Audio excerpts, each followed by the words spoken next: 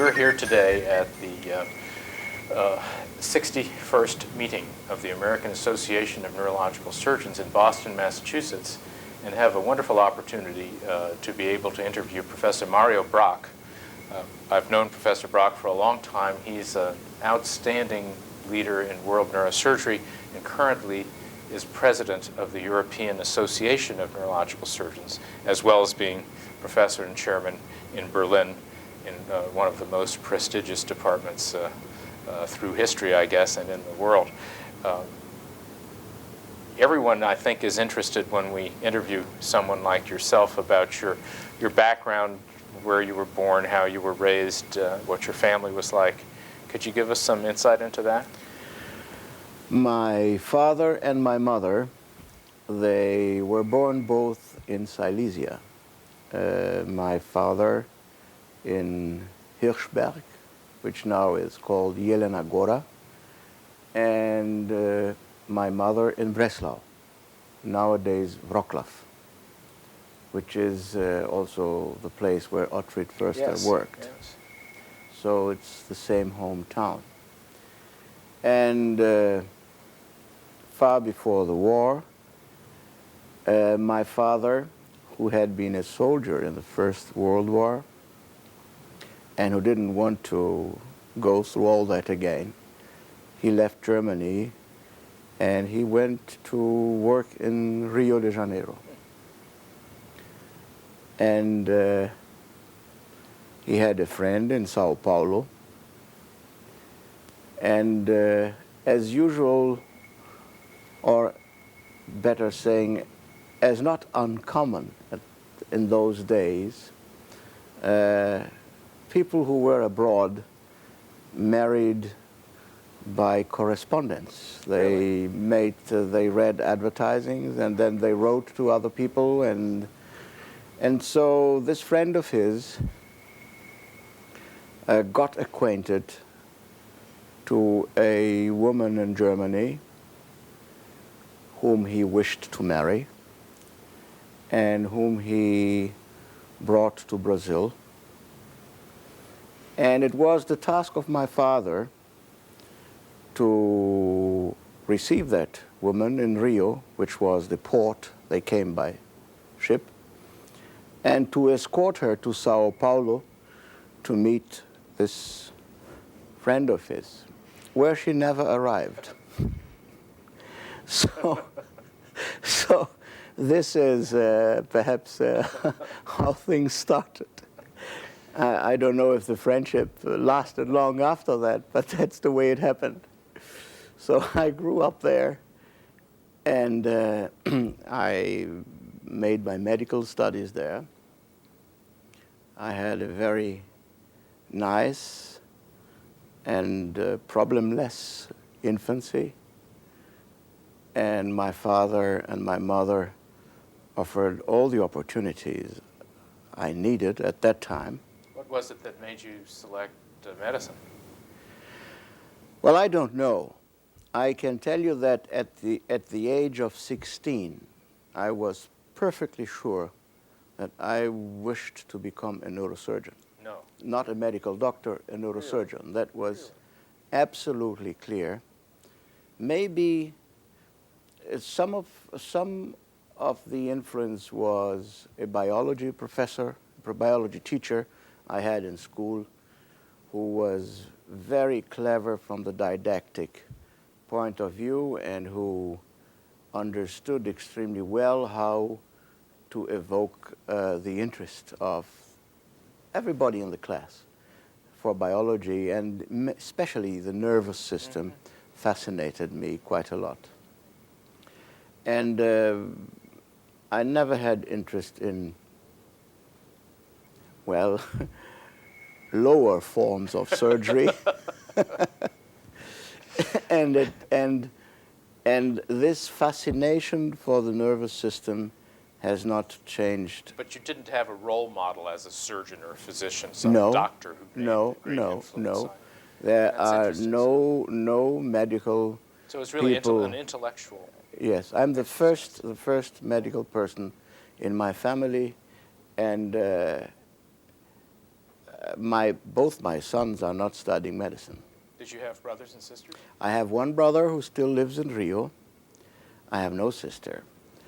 And of course, this interest in neurosurgery, and I started working in anatomy and also neuropathology. At that time, called my attention or diverted my attention towards Germany. And in this way, I went to Germany, being a German citizen because of the fact that my parents were German. And I went to work with Professor Tonnis in Cologne. As you know, Professor Tonnis is a pupil of Oliver Kroner. He worked with König in Würzburg, and König was intelligent and white-eyed enough to send. He wanted to send Tonnis to the United States to work with Cushing. But Cushing at that time had no vacancies and considered that anybody coming from abroad should stay at least for a year, which was not acceptable at that time. So Oliver Kroner took Tonnis. And when Tonnis came back at that time, one of the first things he did in Würzburg, having spent 6 months, I think, with Oliver Kroner, was to call back 10 meningiomas whom he knew and whom nobody dared operating on. And he operated on them, really? And only one died, which was a revolution. Yes. Tonnis later went to Berlin. He was second in command to Sauerbruch. And that was not a pleasant relationship, because Sauerbruch always thought that there is no need whatsoever for an independent neurosurgery. Yes. And that at a time when in the United States and in England and in other countries, neurosurgery was perfectly established. Well, that was a real strong tradition in Germany, wasn't it? The general surgeon. Yes, yes. Unassailable general. This tradition has remained in Eastern Germany, yes, where there was virtually no chair of neurosurgery, and where neurosurgeons still today are on duty together with people from the departments of general surgery, yes, still today.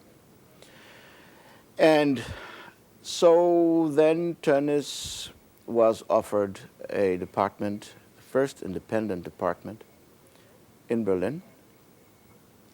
And most of the neurosurgeons of importance that came after the onset of Tonnis's activities in Germany were pupils of Tonnis. Löw, Margut, Pia, Schurmann, Röttgen, people, everybody started almost there. In Berlin or in Cologne?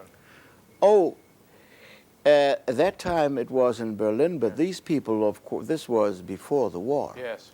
Now, these people I mentioned started after the war, and they started in Bochum-Langendreher, which is the department offered to Tonnis after the war. I see.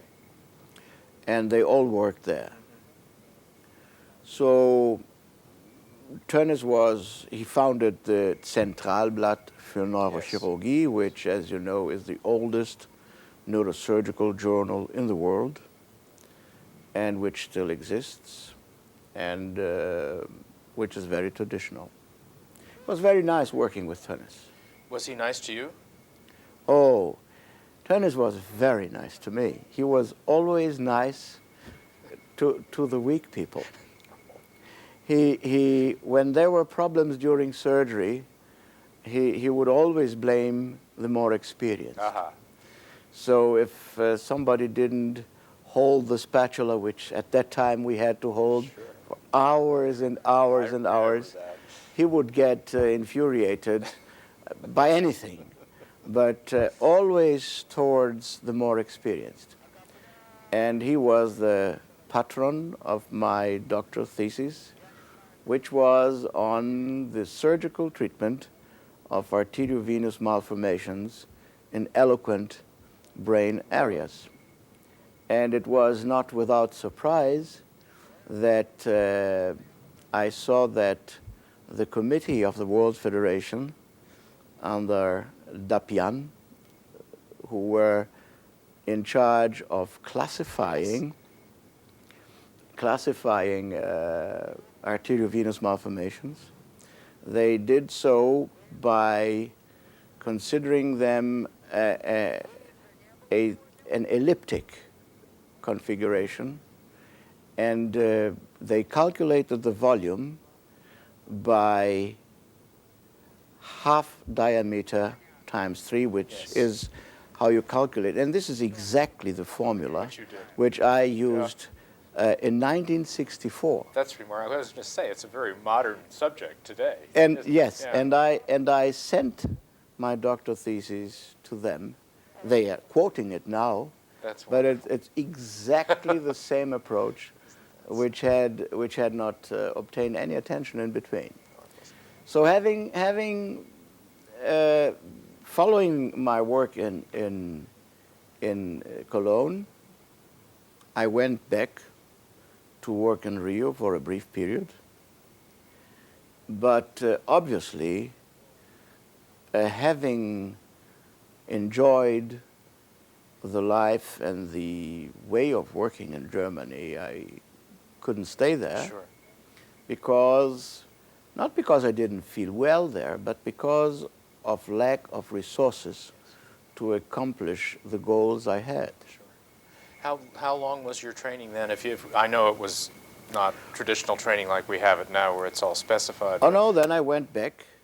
I went back to Mainz and worked with Schurmann, Professor Schurmann, whom I owe very much, who taught me many, many things. And I passed my boards, my German boards, which requires 6 years of neurosurgery in Mainz.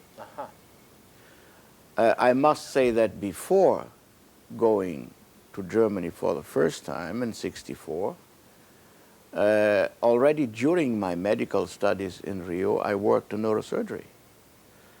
We performed craniotomies under local anesthesia. And in fact, two men deserve mention. One is Dr. Feliciano Pinto, who put a knife in my hand, who is still a very warm friend of mine, with whom we still have educational projects, about which I am going to speak later. And the other man who really was the father of Brazilian neurosurgery and who was a member of the AANS, which is Professor Ribe Portugal. And this was a fantastic personality. He had worked with Gardner in Cleveland. And he was originally a general surgeon. He was born in a small town far away in the center of Brazil. And for instance, he learned to write at the age of 8. And he had 100 neurosurgical beds at the age of 35. Amazing. Which was unbelievable. At a time when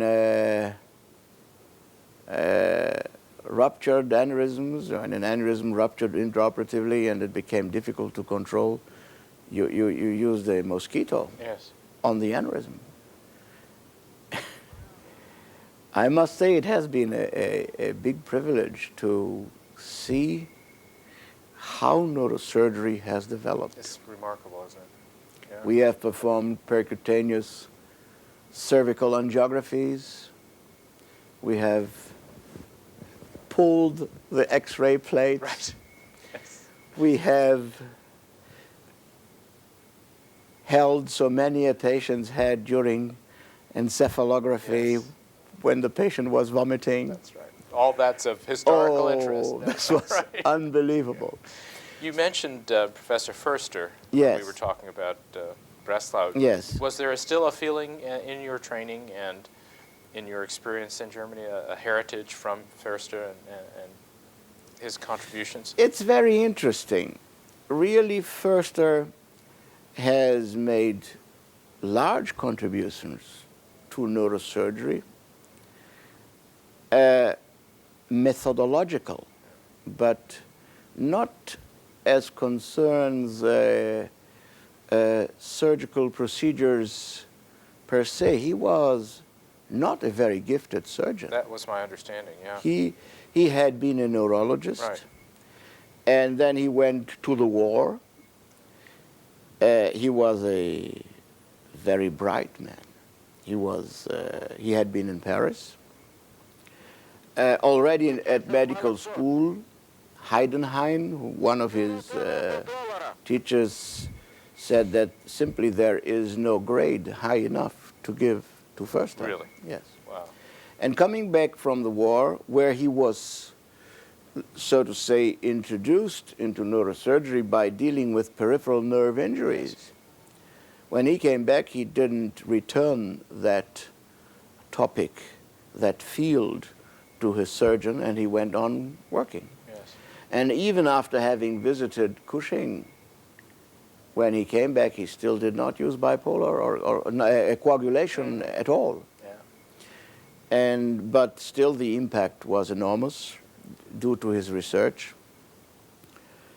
The building in which he had his Institute of Brain Research, which was funded by the Rockefeller Foundation, still is there.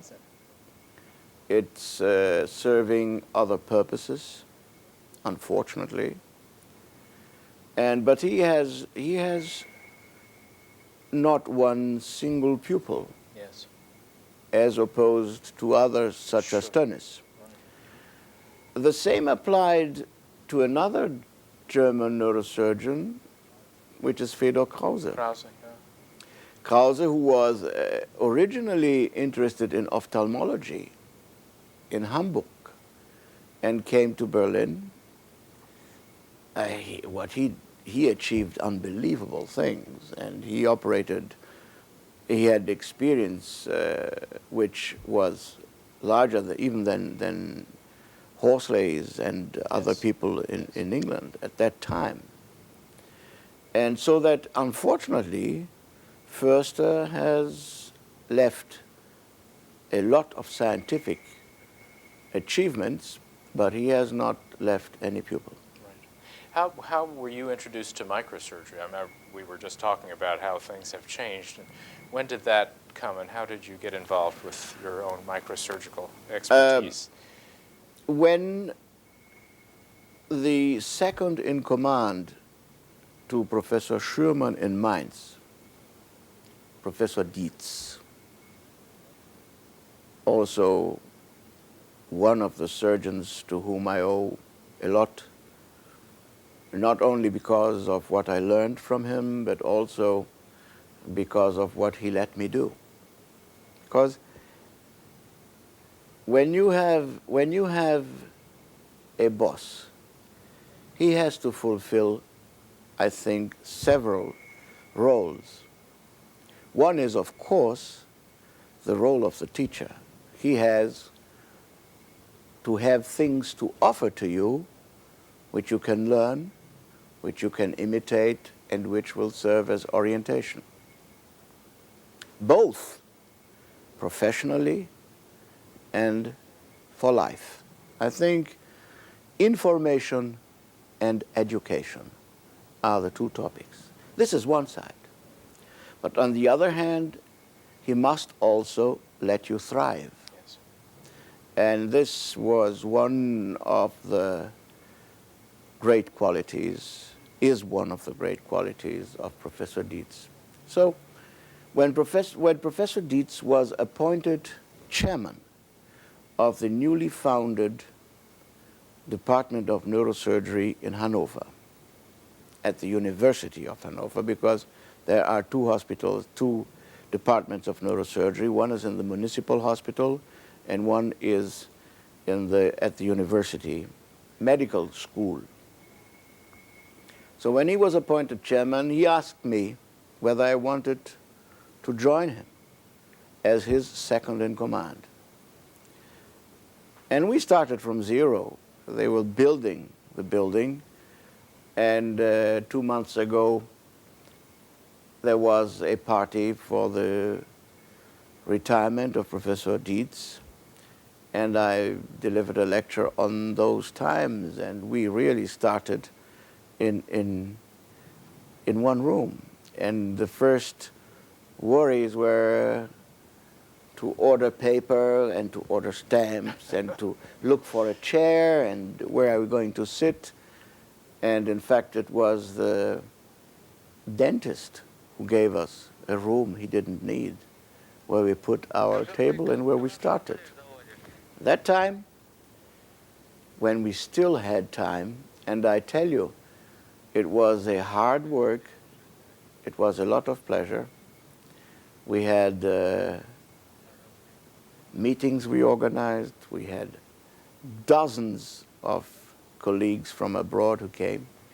At that time, however, before the number of operations rose to more than 2,000 per year within 6 or 7 years. At that time, we had 0 surgery. One occasional subdural, Right. when people would call us because they knew that we were already living in Hanover. At that time, we had the time to concentrate on what we would stress in the department. One of the things we did was we invited Dr. Stellar to speak on lasers. And the other thing was that both of us went to Zurich to one of the courses which at that time Professor Yasargil was beginning to give. And this was 1969. Yes, I was going to say it must have been 69. Yeah. And that was the time where we started with microsurgery. Obviously, once you get started in that field, you never stop. And we had a lot of interests, a lot of points. We had many vascular malformations, tumors. And I remember 1971 or 72, I published an article which at that time there was nothing similar in literature on the use of television with the operating microscope. That's We still had big recorders with those movie cameras. Yes, 3-hour tapes Yes. and complicated. And they never worked. Yes. No, well, by standards of today, the quality, you wouldn't show it. Right. But at that time, It was wonderful. I tell you, that was quite an achievement. And so when did you get your chair, your opportunity So to I worked fly on your own? with Professor Dietz from 1970 to 1978. And 1978, I was appointed chairman of the Department of Neurosurgery of the Free University of Berlin. That was unusual. It was unusual because I was only 39 years old. Really very young, especially for Germany. Yes, I think I must have been one of the youngest full professors of neurosurgery. And it was a challenge. It was a challenge. Why is it called the Free University of Berlin? I've always wondered about that. I never asked you. It's called the Free University of Berlin because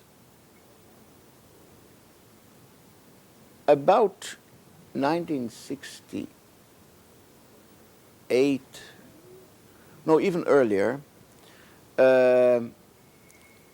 one or two students were expelled of the Humboldt University, which was the university in Berlin and still exists, because they were not communists enough.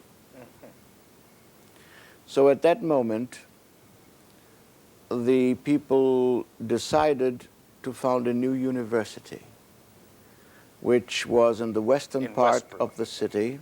The wall wasn't there yet. Well, the wall, And they called it Free University. Right. I remember when the wall went up because I was Yes. in Europe. That it was Yeah. 1961. I remember when it came down. Yes. I wasn't there, 61. So they created the Free University. This is different from the Free University, for instance, of Brussels. This is called Free University because of the, I don't know how you say it in Freimaurer, which is a philosophical direction. Right, it's free of Free political thinkers, influence, free thinkers, yes. exactly. So this is why the Free University is there. And at that time, the department was having its interest mainly focused on stereotactic surgery. My predecessor was Professor Umbach. Yeah. And they were performing some 500 procedures per year. And of course, this has quickly increased to, it has more than tripled in 5 years.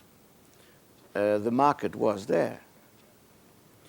And so for the last 15 years now, I've been there. And it has been very interesting to see that wall come down. I'm sure. That was quite, and it has had an impact on our activity.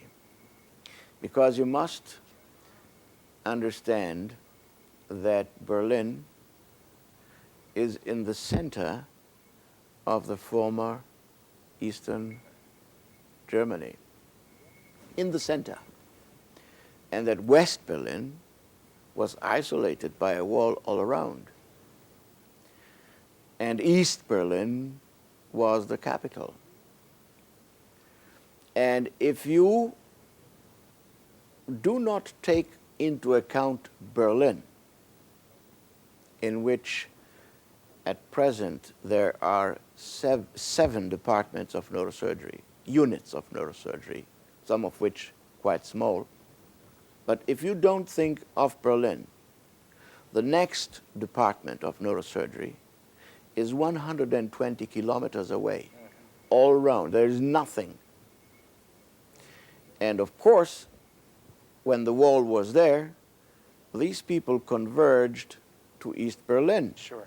And a brain tumor would wait 6 months to be admitted, obviously. Now that the wall is gone, these people can go where they want. And this has, you can imagine, Yes. increased much the afflux of patients because of the modern technology. I remember at the time where in Eastern Germany there was one single CT scan, which obviously was in East Berlin. At that time, we had some 24 in West Berlin. Just in West Berlin. Just in West Berlin. So this is something that people know. And as we heard in the Cushing oration yesterday, when you are the patient, the best care is barely enough. Right. And that has produced a big afflux. I'm sure. I was so interested to hear you talk about your own experiences training under Professor Schurmann and Dietz and how they they enhanced your ability to learn. And I observed that when I visited you in Berlin with your own students from many places around the world, and the vitality and the support you gave them was interesting. Could you talk about your philosophy? This is what I was training? going to speak about. We are extremely proud about the fact that hundreds of foreign colleagues have passed through our department in the last years, from all over. And they have all been received with open arms, and they have all certainly encountered an atmosphere of open-mindedness. This is due to my nature. I am always enthusiasmated with new things. And this is also due to interest. You know, the things are there. You need the eyes to see them, and you need the brain to seize them.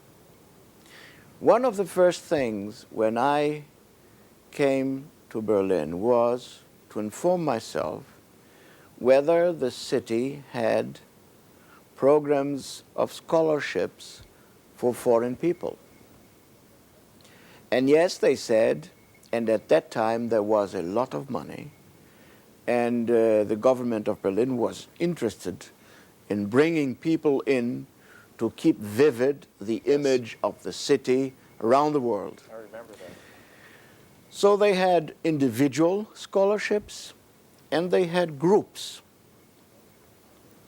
And every other year, a group of 30 South American neurosurgeons was brought to my department for 1 month, 8 hours neurosurgery per day, 5 days a week, with a very elaborate program.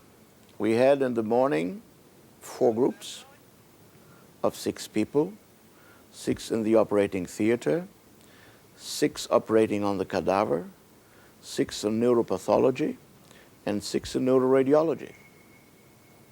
Then there is a lunch, and after lunch there are 2 hours of lecturing. There is 1 hour of case discussion, and there is 1 hour in which we make criticism of what has been done.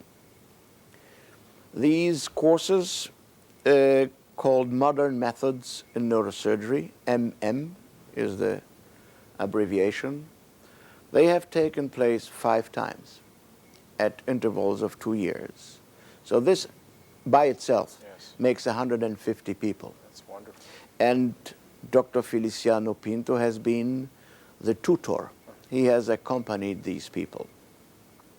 I think it's much more useful to make such courses for 20 people than to organize big feasts. I have always regarded with reluctance large courses, which are called courses, but are really exhibits for 100, 150 people. There is no human exchange. And I think this is one of the very important things, mainly in neurosurgery. You need to have neurosurgical friends, not those that clap on your shoulders and say you are the greatest, but those to whom you can resort when you are in trouble or when you are in doubt. Trouble and doubt are frequent in neurosurgery. Yes, they are. Trouble and doubt become more frequent the more experienced you are, and the older you get and the more responsibility you have. So when you have trouble and doubt and you stand alone, you have more trouble and more doubt. So we had 5 of these, and then the wall came down.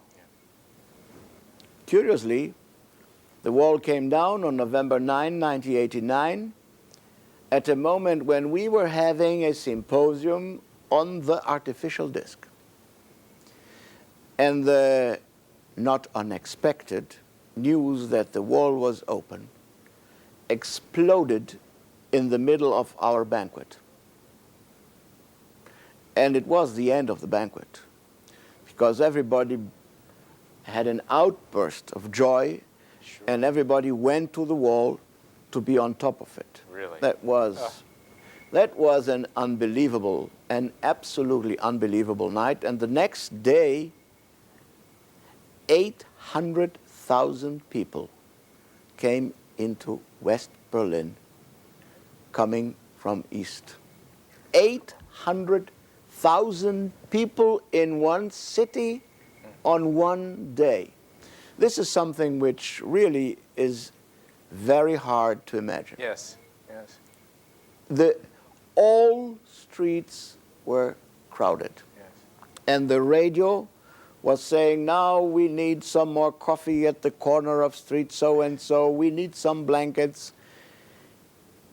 I tell you, it's really touching, because that was one of the few moments where solidarity and love your next was undisturbed. Yes. It was, I think it takes great surprises to produce great emotions.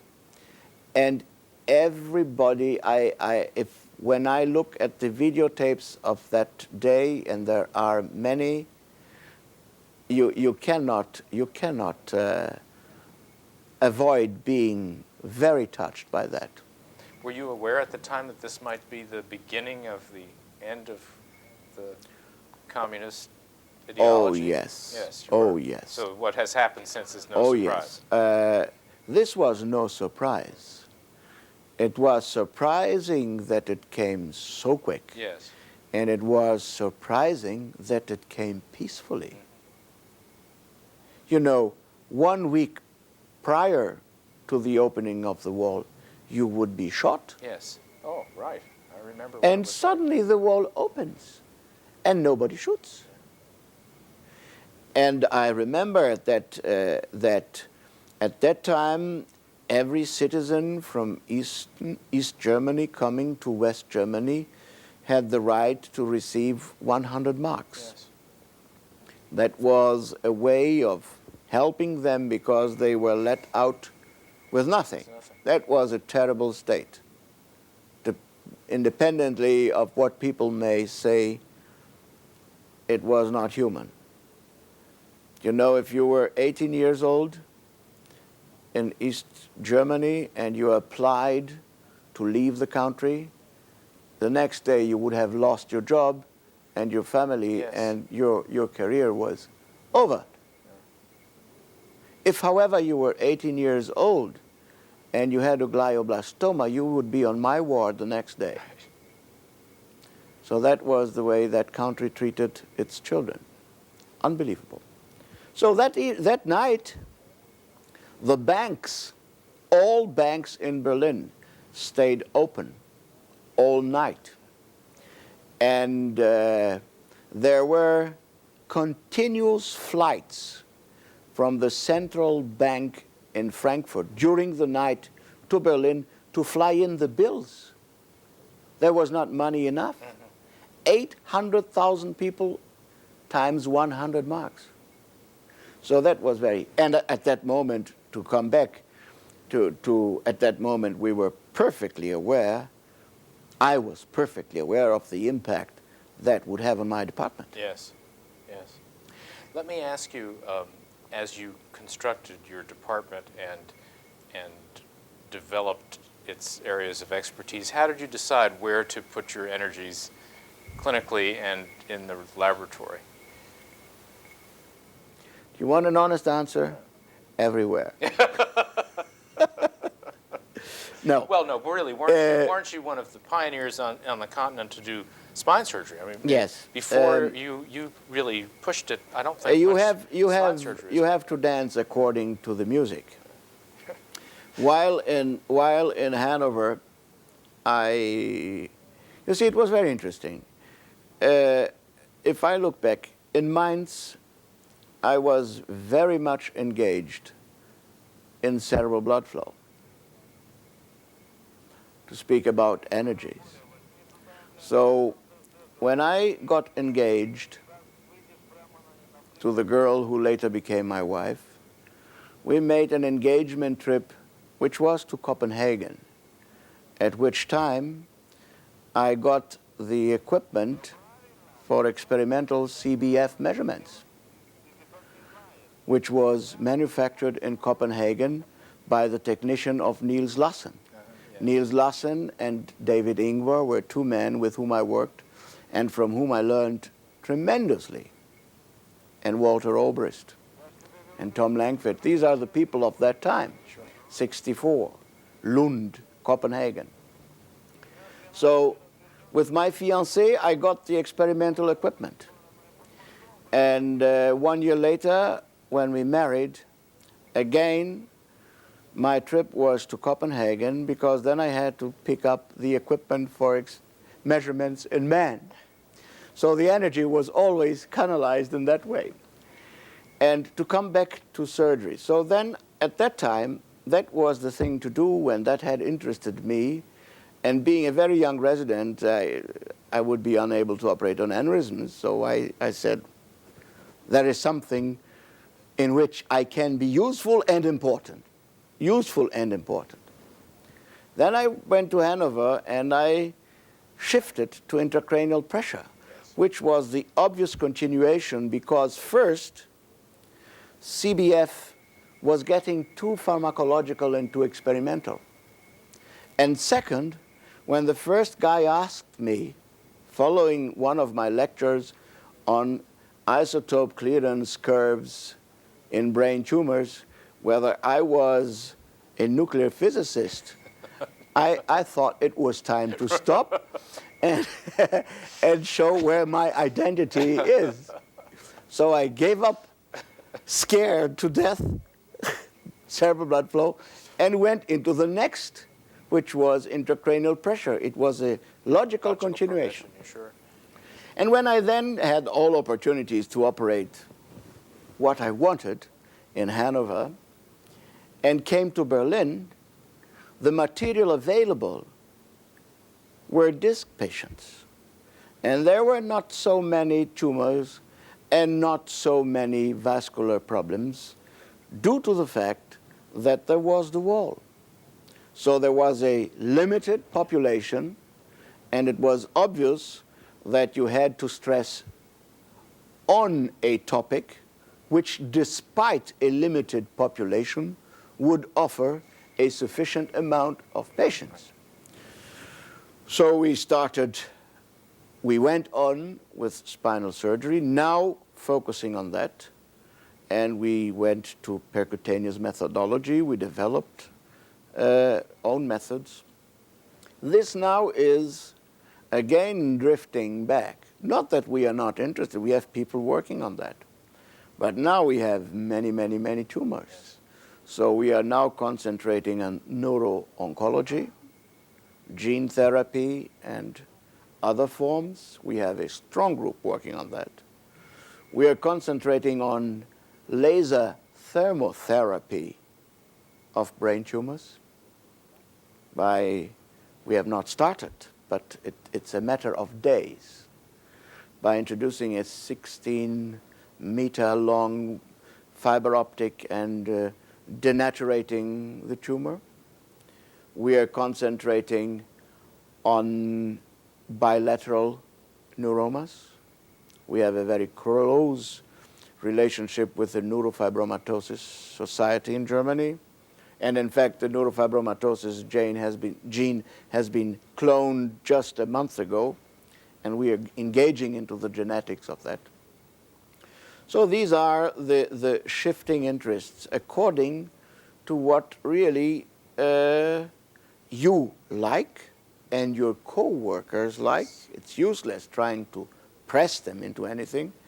And according to what the market, quote unquote, has to offer. I think the third aspect of the boss is not only that he has to teach, not only that he has to permit young people to thrive, but he also, due to his experience, has to be a good manager and know where is a future for the young boys. And this is why now we are also concentrating somewhat. There's one man whom I told he should do that, on neuroendoscopy and on minimal interventional techniques. And one is still working on cerebral blood flow and Doppler, because this issue is far from solved. So this is the way we are doing. Another example is when the wall came down, the government said no more funds for foreign scholarships. No interest. People is coming, we don't have the money, we need the money for other purposes. So what did I do? There is a German national institution, DAAD, Deutscher Akademischer Austauschdienst, which is the German service or agency of academic exchange. They distribute scholarships in all fields, agriculture, whatever, for people of developing countries. I contacted them and said, please, you give one scholarship less for South America during 2 years, and you will have 24 monthly salaries of a scholarship. And then you bring 24 people for 1 month. Mm-hmm. Mm-hmm. To cope with the difficulty that had arisen. Very, very creative, yeah. We must be creative. Yeah. And they said yes. Wonderful.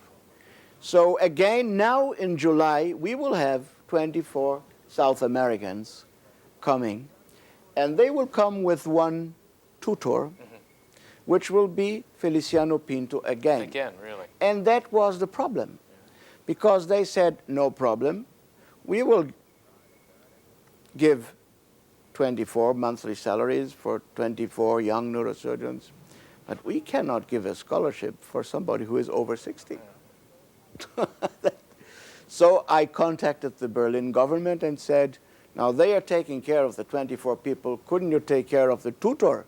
And they said yes. So it's how the thing is going to take place. Great.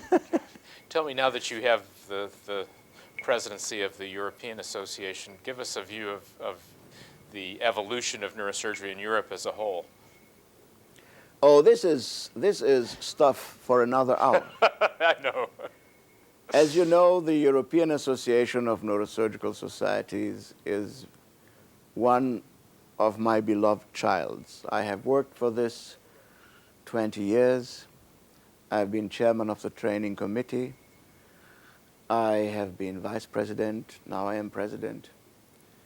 In fact, I was elected in Moscow, and I received a Tsar crown in the Kremlin, which caused problems when I came out on the street with that under my arm. Immediately, people wanted to know, policeman, what's that? And so for this 4-year period, I have a couple of goals for my mandate. The first was that in Europe, we have a European Board of Neurosurgery.